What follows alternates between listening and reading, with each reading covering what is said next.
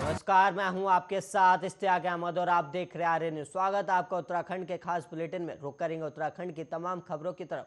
प्रधानमंत्री नरेंद्र मोदी के प्रस्तावित केदारनाथ भ्रमण को लेकर प्रशासन ने तैयारियां शुरू कर दी और जिलाधिकारी ने मंदिर की सजावट और मूलभूत व्यवस्थाओं को समयबद्ध पूरा करने के लिए अधिकारियों को निर्देश भी दिए और साथ ही गढ़वाल मंडल विकास निगम को पड़ावों और केदारनाथ में 40 से अधिक अतिरिक्त टेंट लगाने को कहा गया है। और वहीं जिलाधिकारी ने यात्रा व्यवस्थाओं से जुड़े विभागीय अधिकारियों के साथ बैठक करते हुए केदारनाथ में पीएम मोदी के प्रस्तावित कार्यक्रम पर चर्चा की और उन्होंने मुख्य विकास अधिकारी को केदारनाथ में विशिष्ट और अतिविशिष्ट अतिथियों के भ्रमण को ध्यान में रखते हुए धाम में सुरक्षा, स्वास्थ्य, संचार सहित अन्य व्यवस्थाओं को समय पर पूरा करने को कहा है। और वहीं दीपावली और कपाट बंद होने के लिए केदारनाथ मंदिर को भव्य रूप से सजाया जाएगा और इसके लिए प्रशासन और देवस्थानम बोर्ड द्वारा जरूरी तैयारियां की जा रही और मंदिर को रंग बिरंगी रोशनी से सरोबार करने के साथ ही 10 कुंटल से अधिक फूलों से सजाया जाएगा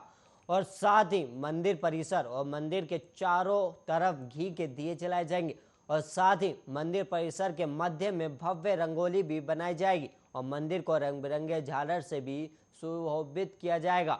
और वहीं प्रधानमंत्री केदारनाथ भ्रमण के दौरान दूसरे चरण के पुनर्निर्माण कार्यों का शिलान्यास करेंगे और साथ ही आदि गुरु शंकराचार्य के समाधि स्थल का लोकार्पण भी करेंगे और इसके लिए डीएम ने मुख्य विकास अधिकारी को संबंधित विभागों से समयबद्ध तरीके पूरे करने को कहा है। वहीं साथ ही कार्यक्रमों के सफल आयोजन के लिए भी विभागों के बीच आपसी समन्वय को बेहतर बनाने के निर्देश दिए और इसके लिए कंट्रोल रूम से पुलिस के साथ निरंतर संवाद पर जोर दिया गया है।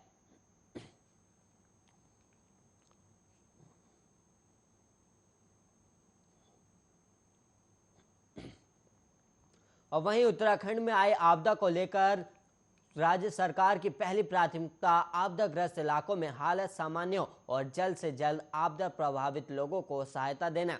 और वहीं हालत सामान्य होने के लिए अधिकारी लगातार मॉनिटरिंग करें और आपदाग्रस्त इलाकों के बारे में प्रधानमंत्री नरेंद्र मोदी भी नजर बनाए हुए और जल्द अधिकारियों की ओर से सर्वे करके रिपोर्ट तैयार की जाएगी और सरकार की ओर से आपदा पीड़ितों को हर संभव मदद दी जाएगी। और वहीं आगामी 5 नवंबर प्रधानमंत्री नरेंद्र मोदी के केदारनाथ दौरे के बारे में भी जानकारी देते हुए उत्तराखंड के सीएम धामी ने कहा कि 400 करोड़ रुपए तक निर्माण कार्यों का शिलान्यास करेंगे और आदि गुरु शंकराचार्य की प्रतिमा का भी अनावरण करेंगे।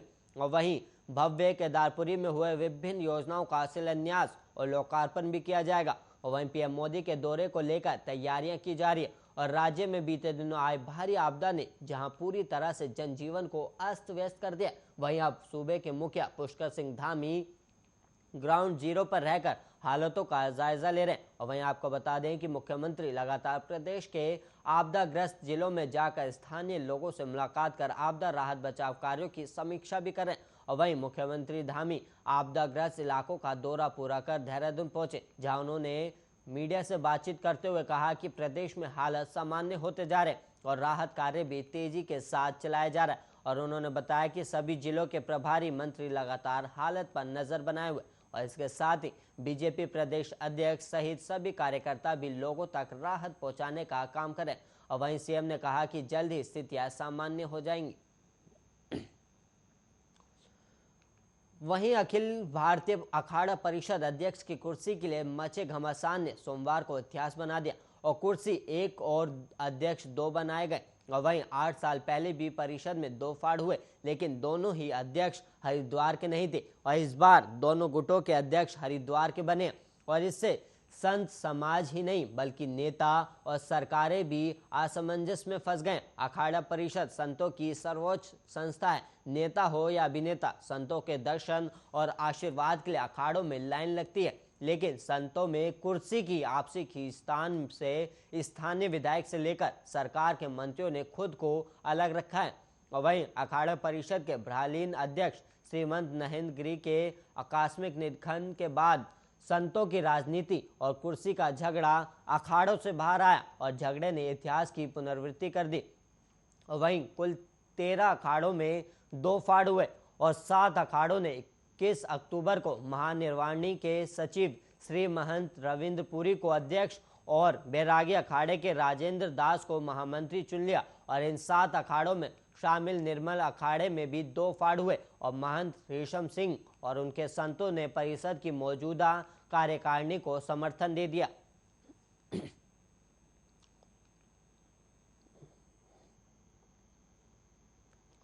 और वहीं उत्तराखंड में आज मौसम साफ बना हुआ है और पहाड़ से लेकर मैदान चटक धूप खिल रही है। और वहीं चारधाम यात्रा भी सुचारू है।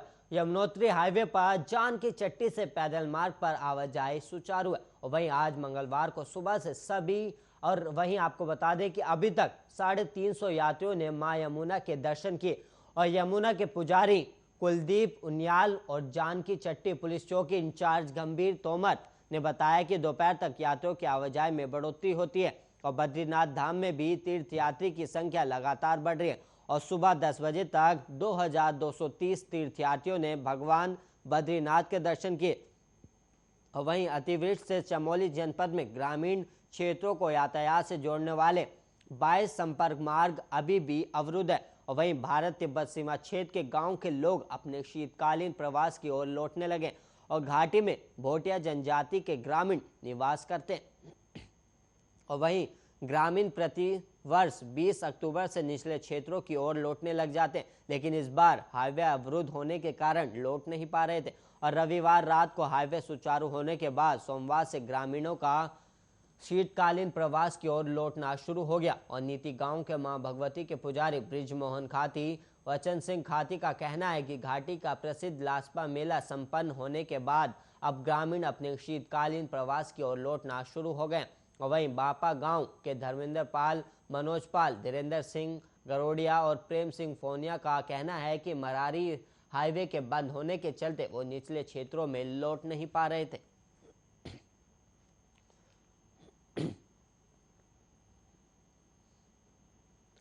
और वहीं उत्तराखंड में बीते दिनों आए आपदा के दौरान सुंदर डूंगा गलिशारी क्षेत्र में लापता 5 लोगों के शव बचाव दल को सोमवार को दिखाई दिए थे।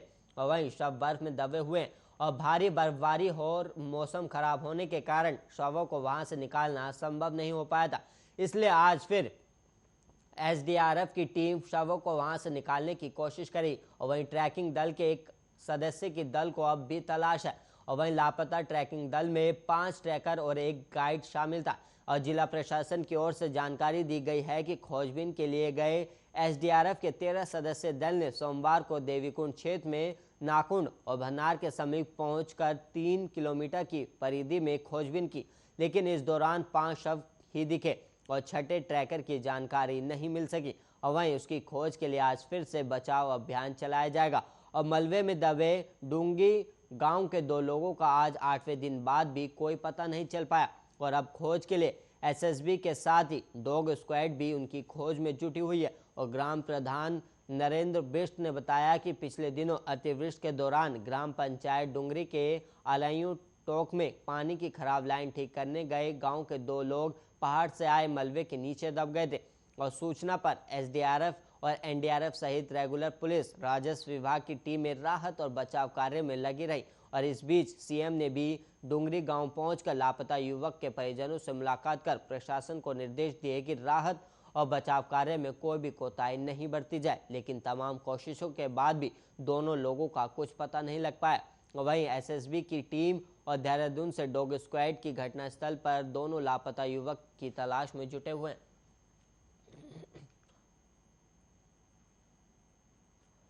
वहीं करवा चौथ का बायना खाकर घर लौट रहे 2 भाइयों की बाइक ट्रैक्टर ट्रॉली से टकरा गई और हादसे में दोनों भाइयों की मौत हो गई, जबकि बाइक सवार एक युवक घायल हो गया। और घटना की सूचना मिलते ही परिजनों में कोहराम मच गया और सूचना पर पहुंची पुलिस ने शव का पंचनामा भरकर पोस्टमार्टम कराया और साथ ही ट्रैक्टर ट्रॉली और बाइक को कब्जे में ले लिया। और झवरेड़ा थाना क्षेत्र के सड़ोली गांव निवासी मुनेश सैनी के बेटे की शादी मंगलोर कोतवाली क्षेत्र के हरचंदपुर गांव में हुई। और रविवार को मुनेश और उनके भाई जयपाल बाइक से बेटे के ससुराल हरचंदपुर में करवा चौथ का बायना खाने गए थे। और रविवार देर शाम दोनों बायना खाकर बाइक से घर लौट रहे थे। और जैसे ही वो लखनौता चौराहे पर पहुंचे तो उन्हें गांव का ही रोबिन मिल गया और उसने लिफ्ट मांगी तो उन्होंने रोबिन को भी बाइक पर बैठा लिया और तीनों एक बाइक पर सवार होकर गांव चल दिए। जैसे ही वो शेरपुर गांव स्थित एक गन्ना कोल्हे के पास पहुंचे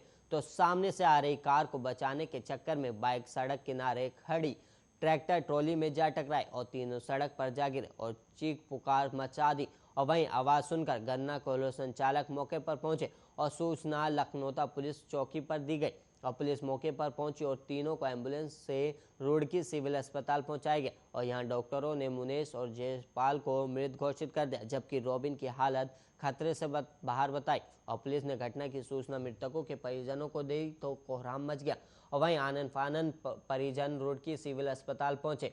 और वहीं एसओ विनोद थपलियाल ने बताया कि ट्रैक्टर ट्रॉली और बाइक की कब्जे में ले लिया और साथ ही शवों का पंचनामा भरकर पोस्टमार्टम कराया और परिजनों के सुपुर्द कर दिए हैं। और वहीं मुनेश के बेटे जगवीर की तहरीर पर अज्ञात के खिलाफ मुकदमा दर्ज कर लिया गया।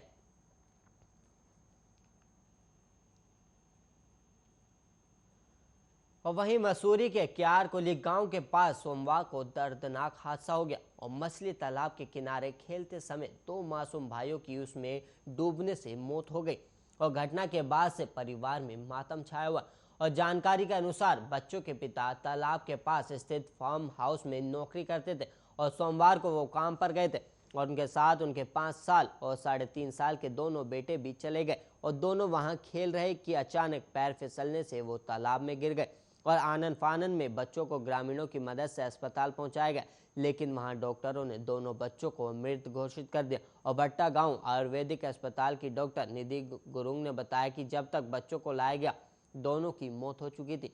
और कोतवाल मसूरी गिरीश चंद्र शर्मा ने बताया कि घटना सुबह करीब 10 बजे की है और सूचना मिलने पर पहुंची पुलिस ने शव कब्जे में लेकर पोस्टमार्टम के लिए भेज दिए और आगे की कार्रवाई करते हुए जांच शुरू कर दी।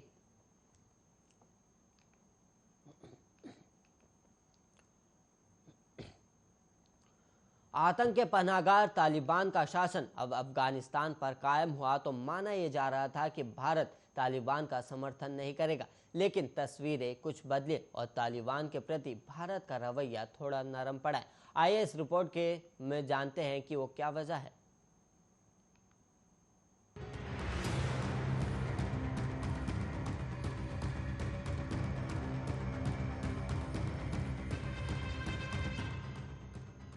अफगानिस्तान को लेकर भारत अपनी नीति में बदलाव के स्पष्ट संकेत देना शुरू कर चुका है।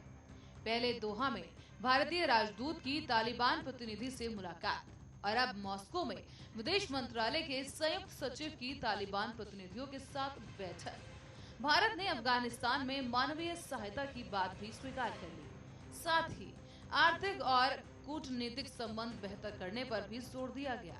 अफगानिस्तान में तालिबान की सत्ता में आने के बाद भारत तालिबान से एंगेज न करने की नीति पर चलता आया था, लेकिन जानकारों का कहना है कि सामरिक दृष्टि से भारत की नीति में बदलाव आवश्यक है। नीति में बदलाव के संकेत उस समय से आने शुरू हुए जब कतर की राजधानी दोहा में तालिबान के प्रतिनिधियों से बातचीत का सिलसिला शुरू हुआ था। हालांकि भारत ने खुले तौर पर बैकडोर चैनल से तालिबान के साथ बातचीत करने की बात कभी स्वीकार नहीं की, लेकिन 31 अगस्त को दोहा में भारत के राजदूत से तालिबान के शीर्ष नेता शेर मोहम्मद अब्बास स्टेनिकजई की मुलाकात हुई। तालिबान के नेता खुद भारतीय दूतावास गए थे और इस दौरान भारत के राजदूत दीपक मित्तल से उनकी लंबी बातचीत हुई। स्टेनिकजई ने दोहा में स्थित तालिबान के राजनीतिक कार्यालय के प्रमुख भी वो रह चुके हैं और तालिबान के साथ भारत की ये पहली औपचारिक बातचीत थी। भारत के विदेश मंत्रालय ने इस बातचीत के बारे में जो बयान दिया उसमें कहा गया कि ये बैठक तालिबान के अनुरोध पर हुई थी, जिसमें मूलतः अफगानिस्तान में रह रहे भारतीय नागरिकों की सुरक्षा और वहां रह रहे अल्पसंख्यकों को भारत आने की अनुमति पर बात की गई। भारत ने तालिबान के शीर्ष नेता के साथ सामरिक मुद्दे को भी उठाया, जिसमें आश्वासन भी मिला कि तालिबान अफगानिस्तान की धरती का इस्तेमाल भारत के खिलाफ नहीं होने देगा। तालिबान के साथ दूसरी औपचारिक बैठक 21 अक्टूबर को हुई, जब मॉस्को में विदेश मंत्रालय के संयुक्त सचिव जेपी सिंह के नेतृत्व में भारत का एक प्रतिनिधिमंडल तालिबान के प्रतिनिधियों से मिला था। तालिबान के प्रतिनिधिमंडल का नेतृत्व उनके उप प्रधानमंत्री अब्दुल सलाम हनफी कर रहे थे। ये प्रतिनिधि मंडल रूस के निमंत्रण पर अफगानिस्तान के मुद्दे पर आयोजित मॉस्को फॉर्मेट सम्मेलन में शामिल होने गया था और इस सम्मेलन के साथ ही भारत और तालिबान के प्रतिनिधियों के बीच बातचीत हुई। तालिबान के प्रवक्ता जबीहुल्लाह मुजाहिद के हवाले से अफगानिस्तान की समाचार एजेंसी टोलो का कहना कि दोनों देशों के प्रतिनिधियों ने एक दूसरे की चिंताओं को ध्यान में रखने पर विचार किया। इसके अलावा दोनों देशों के बीच आर्थिक और कूटनीतिक संबंधों को बेहतर बनाने की बात पर भी जोर दिया गया। सम्मेलन के समापन के दौरान इसमें शामिल भारत सहित 10 देशों ने अफगानिस्तान को मानवीय सहायता देने के साझा प्रस्ताव पर हस्ताक्षर किए। अगस्त की 15 तारीख यानी वो दिन जब तालिबान ने अफगानिस्तान की सत्ता पर नियंत्रण कर लिया था, तब से लेकर 21 अक्टूबर तक अफगानिस्तान को लेकर भारत की नीति में बड़ा बदलाव देखने को मिला। पहले भारत कह रहा था कि वो तालिबान की सरकार को मान्यता नहीं देगा और विश्व समुदाय से भी अपील की थी कि तालिबान के शासन को मान्यता देने में कोई जल्दबाजी नहीं की जानी चाहिए। भारत के तब के रुख और अब के रुख में बड़ा बदलाव है। इतना ही नहीं बल्कि भारत ने अफगानिस्तान के मुद्दे पर 4 देशों के राष्ट्रीय सुरक्षा सलाहकारों की बैठक आयोजित करने का प्रस्ताव भी रखा। इन देशों में चीन, रूस और पाकिस्तान भी शामिल है। इस प्रस्तावित बैठक की कोई तारीख पक्की नहीं की गई, लेकिन विदेश मंत्रालय के सूत्रों का कहना है कि ये 10 या 11 नवंबर को दिल्ली में आयोजित हो सकते हैं और इन सभी देशों की राष्ट्रीय सुरक्षा सलाहकार इसमें खुद मौजूद रहेंगे। सूत्रों का ये भी कहना है कि इस सम्मेलन के लिए पाकिस्तान के राष्ट्रीय सुरक्षा सलाहकार मोईद यूसुफ को भी औपचारिक रूप से न्योता भेजा गया। अफगानिस्तान को लेकर भारत की कभी कोई एक नीति नहीं रही है, क्योंकि भारत ने अमेरिका और नेटो की फौज पर सुरक्षा और सामरिक मुद्दों को छोड़ दिया था और अपना पूरा फोकस अफगानिस्तान के पुनर्निर्माण तक ही रखा। चाहे वो छात्रवृत्ति देने की बात हो, नए संसद और डैम का निर्माण हो या फिर बिजली और सड़क की योजनाएं। भारत ने सिर्फ इसी हद तक अपना दायरा सीमित रखा और भारी निवेश भी किया, लेकिन सामरिक मामलों में विशेषज्ञों को लगता है कि अफगानिस्तान के मामले में भारत बहुत दिनों तक मैदान से बाहर बैठकर सब कुछ नहीं देखता रह सकता।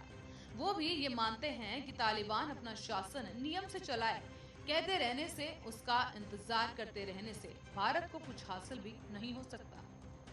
तालिबान के असली चेहरे से सब परिचित है, जो अभी तक एक घोषित चरमपंथी गुट है। उनके अनुसार चरमपंथ और रूढ़िवाद सभी बड़ी समस्याएं बने रहेंगे, क्योंकि वो सोच कहीं से खत्म नहीं होने वाली। तालिबान की सत्ता पर दखल से जिहादी सोच और भी विकसित होगी, जिसके दुष्परिणाम पूरी दुनिया ने पहले ही देख लिए हैं। लेकिन अफगानिस्तान में पाकिस्तान और चीन के बढ़ते प्रभाव और हस्तक्षेप की वजह से सामरिक मामलों के विशेषज्ञ अब मानने लगे हैं कि भारत को भी अपनी अफगानिस्तान नीति की समीक्षा कर उस पर पुनर्विचार करना चाहिए। शायद यही वजह है कि तालिबान से दशकों तक दूरी बनाए रखने के बाद अब भारत भी आगे कदम बढ़ा रहा है। चाहे दोहा के दूतावास में तालिबान के प्रतिनिधि से राजदूत दीपक इत्तल की मुलाकात हो या फिर मॉस्को फॉर्मेट सम्मेलन के इधर भारत और तालिबान के प्रतिनिधि मंडल के बीच हुई मुलाकात हो।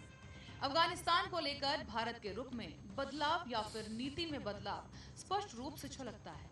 अगले महीने 4 देशों के राष्ट्रीय सुरक्षा सलाहकारों की दिल्ली में प्रस्तावित बैठक को भी राजनयिक हलकों में बड़े कदम के रूप में देखा जा रहा है। News desk, Arya news. इसी के साथ इस बुलेटिन में इतना ही। ऐसे ही देश और दुनिया की तमाम खबरों के लिए आप देखते रहिए आर्या न्यूज।